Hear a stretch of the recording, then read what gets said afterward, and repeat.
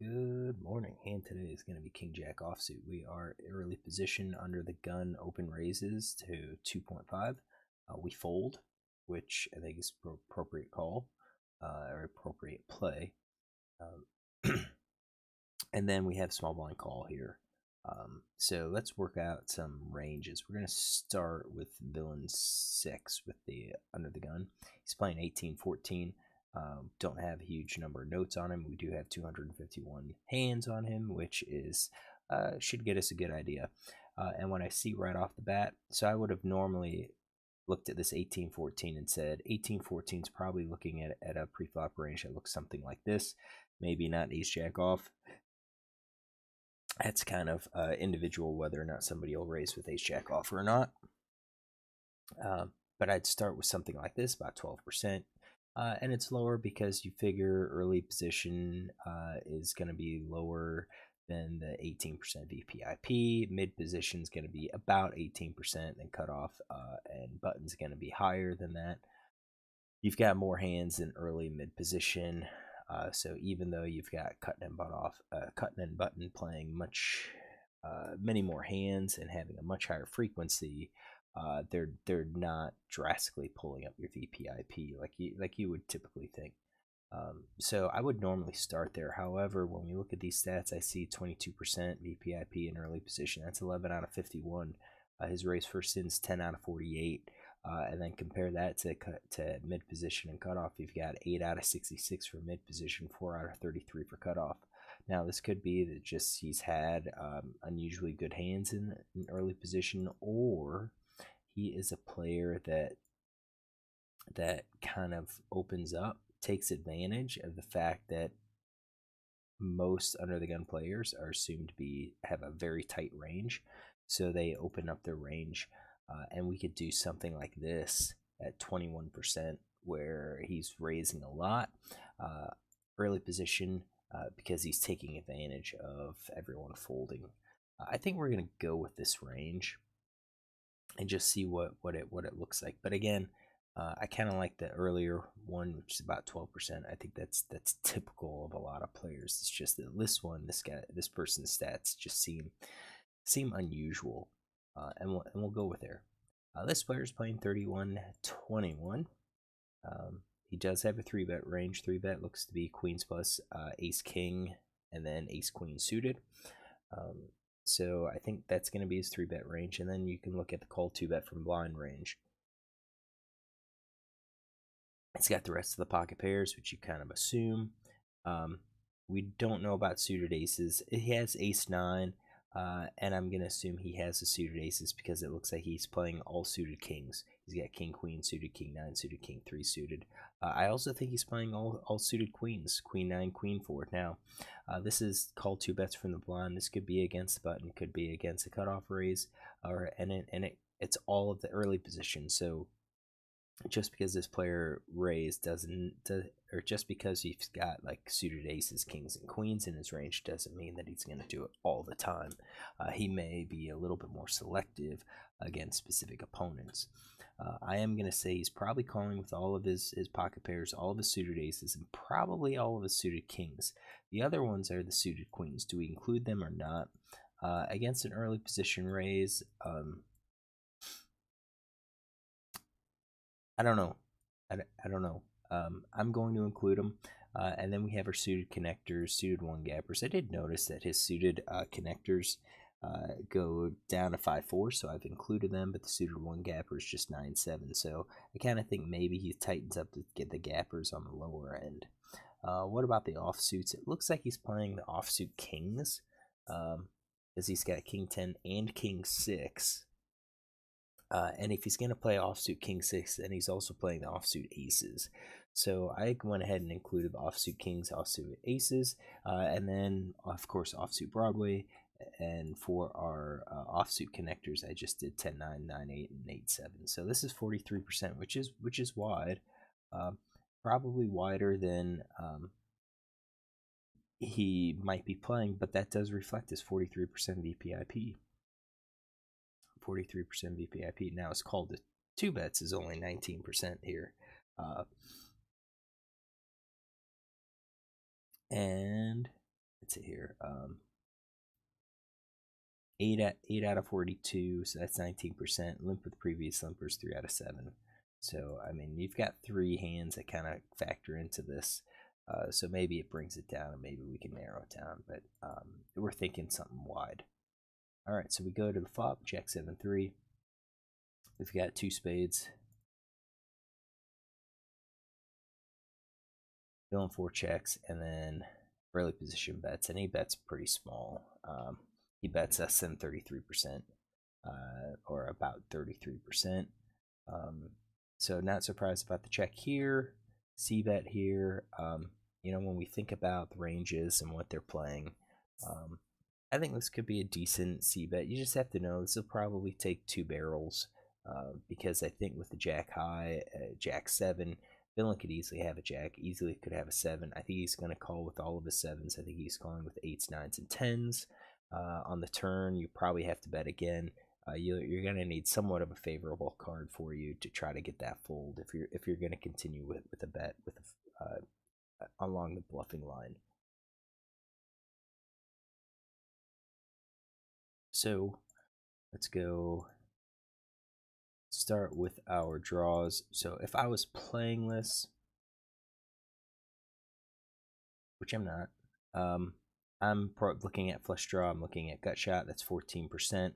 I'm going to probably do pocket pair below the board, and probably bottom pair, maybe even these pocket pair below the second cards as our bluff. That's 24%. Right now we've got 27% value when we say top pair plus. I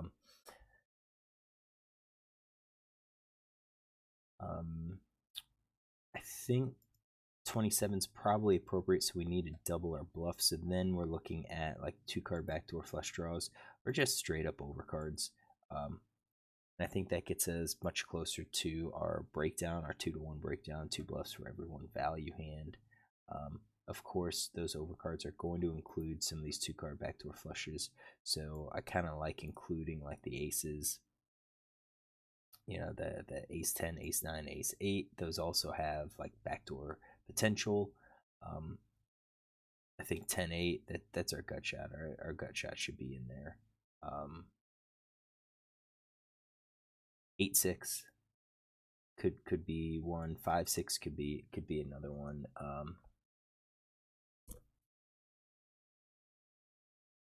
Maybe ace-6, ace-5, maybe ace-4.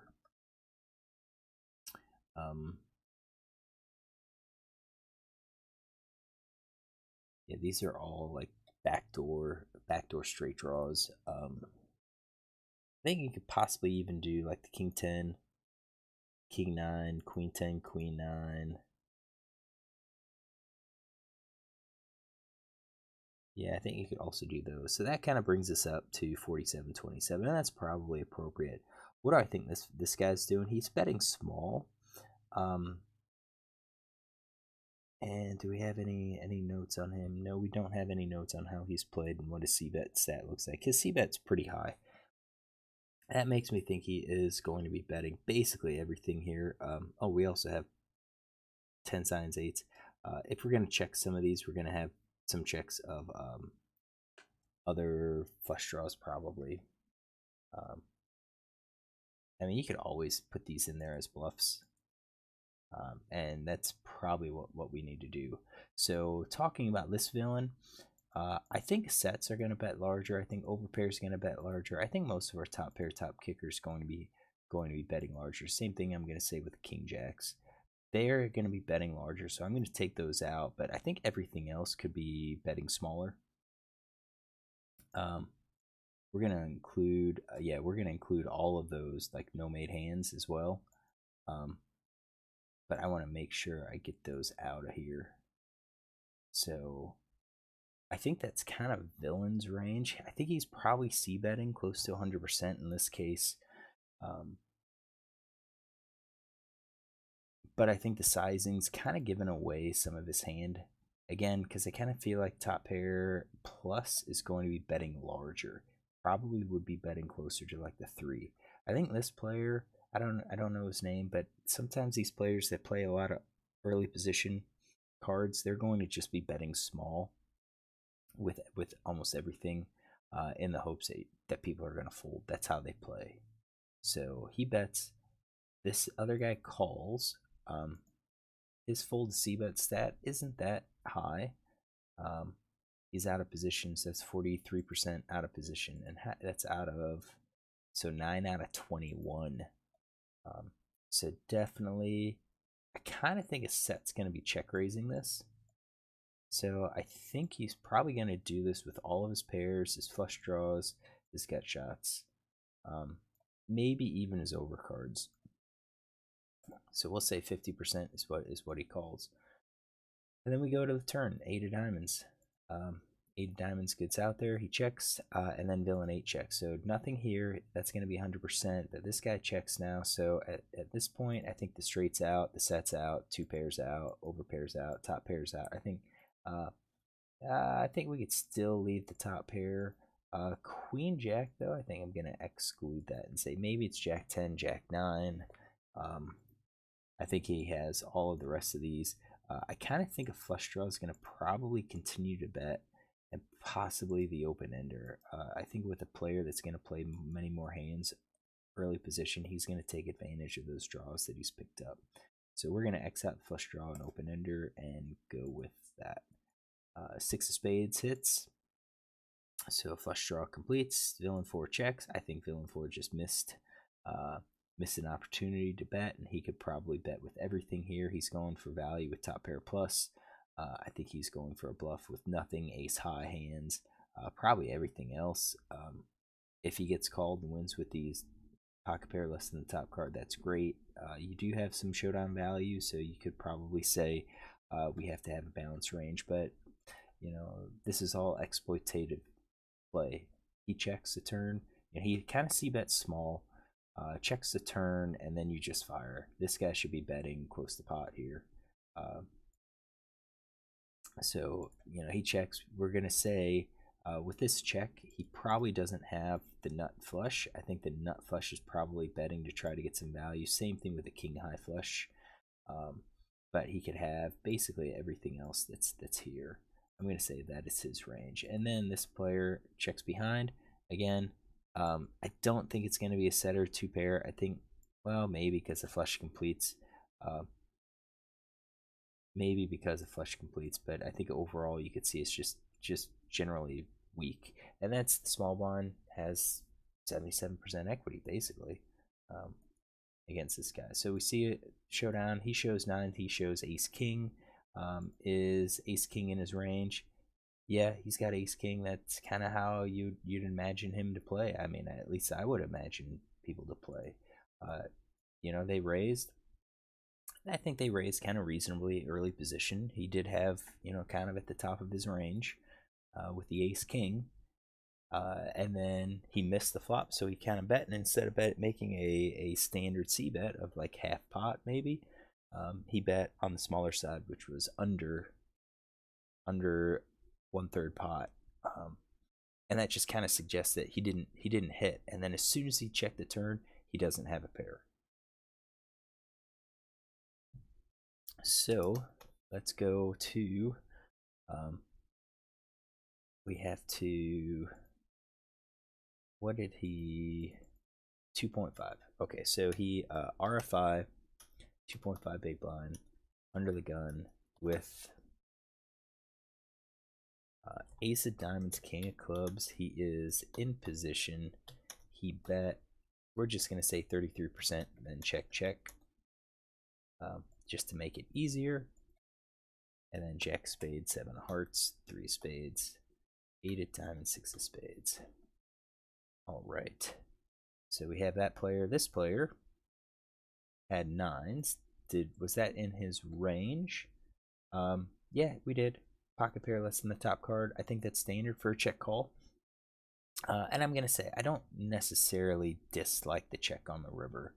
The check on the river with 9s, you kind of think if he bets, he's going to probably get a lot of folds by hands that he beats. He's probably only going to get called by hands that beat him. However, if this guy thinks that he's bluffing, he could easily call with ace king, ace queen, just to kind of keep him honest. He could call with a 7 or an 8.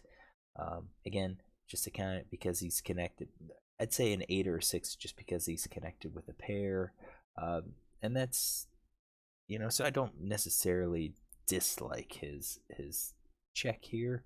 Um, but I think there's definitely an opportunity to go ahead and bet just as exploitative bet, and you really are.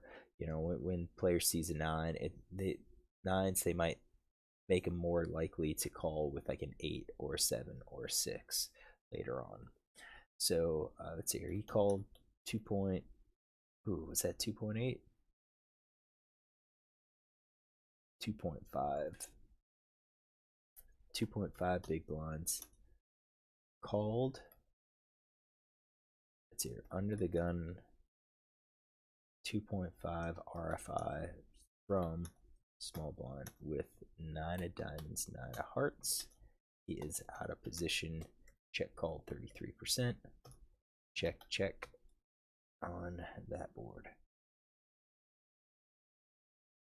All right. So that looks pretty good. Pretty good. We've hit both hands. Kind of assume he's not going to be super strong. I don't mind this guy's check on the turn either. He made the bet with Ace King.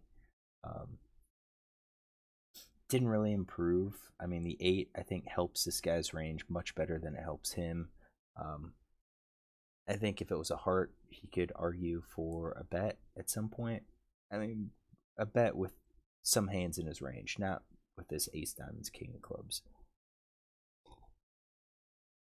And then when the turn goes check, I think it's going to be hard for him to bet to get a fold. So, I kind of like his check behind. So we have been checking out GTO. So let's go ahead and check to see how these players did. We are going to continue keep this guy's wide range. I think it's going to add some time to the run, but that's okay. Board is Jack 3 with the 7 hearts. Jack 3, 7 hearts. All right. Effective stacks. So the pot is 6. Effective stacks are 97.5. We'll just say 97. All right. We're going to say advanced default settings. We'll say just 50%. 50%. We are going to build a tree. And this guy hasn't donked out of 34 attempts. So we are going to import and edit the tree to make sure that we specify that he is just checking. He's going to accept. And then what we are going to do is say 33%. And 33% is probably going to be the appropriate bet. So let's go ahead and do all of them. Just take a look at what the appropriate bet size will be. I think it's 33%, and then what we'll do is rerun the analysis. We'll create this tree again, but we'll only set it at 33%. So what we'll do is we will run it and we'll be back. All right, solvers run. Let's check this out. So we had the 100% check, and then bet sizing split between the smaller size and the larger sizing, and it looks to be about evenly split here. Nothing really seems to jump out. Maybe the sets, maybe bet larger with like sets of 3s and 7s. Go for the smaller sizing, and then you're gonna have equal footing. So it looks kind of like both sizes are about even.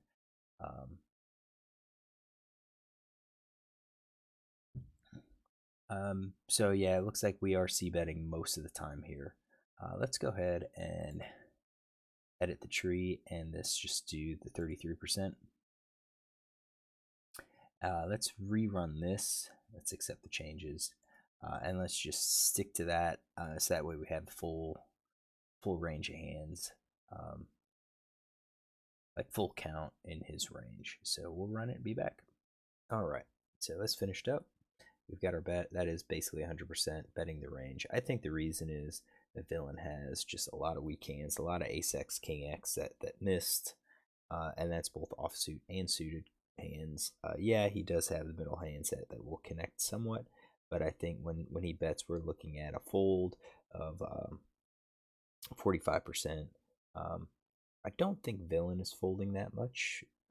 His C bet or his fold C bet's about 43%. We're kind of getting to the place where we can just C bet everything and show an automatic profit, which is true against a lot of people and used to be true. Geez, years ago you could just C bet 100% and because people were over folding. That doesn't seem to necessarily be the case, and especially this is ACR 10NL. You have to watch that. I admit I will call weak if I think you are C betting too much. So in this case, it looks like he does C bet like a lot. I would be more inclined to call with a lot of weaker hands here. So Villain C bet 33%. Small blind's calling. What kind of hands are calling? We should just say that there will be a raise, and his check raise is going to be a set. I think I also set 2-pair. He didn't have 2-pair, but I said a set would likely check raise. I didn't think top pair would check raise at all. Looks like Ace Jack suited might be arguing for a check raise, and that would be if you have Ace Jack of Hearts. So I think that's just to kind of increase your frequencies.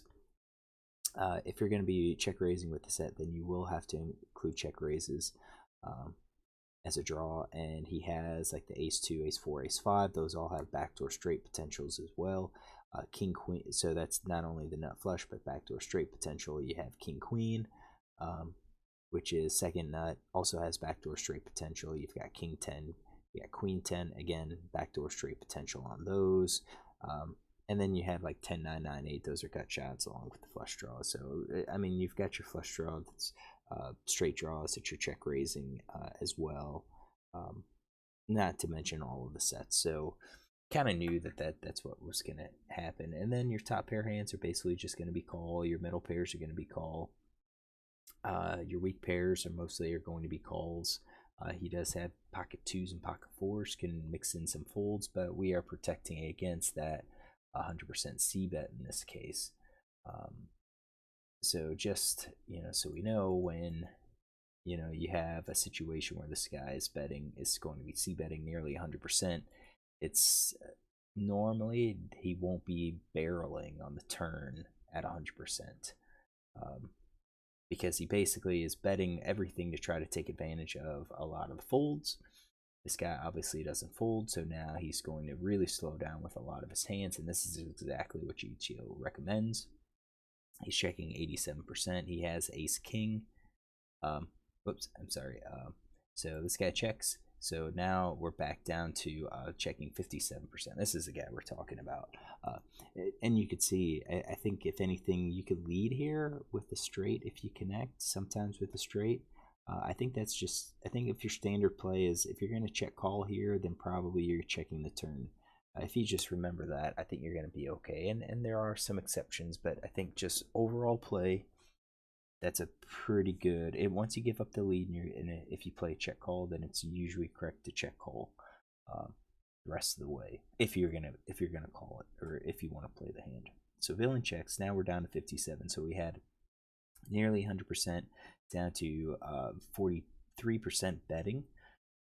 His ace king's a check, so I like that. I kind of understood that. What kind of hands is he continuing to bet? He is. I said top pair, ace jack, he was going to continue. I thought also king jack, he was probably going to bet. So that's all true. I also set up this bet sizing, kind of set up two levels and said he would go larger with the better hands, smaller with the weaker hands.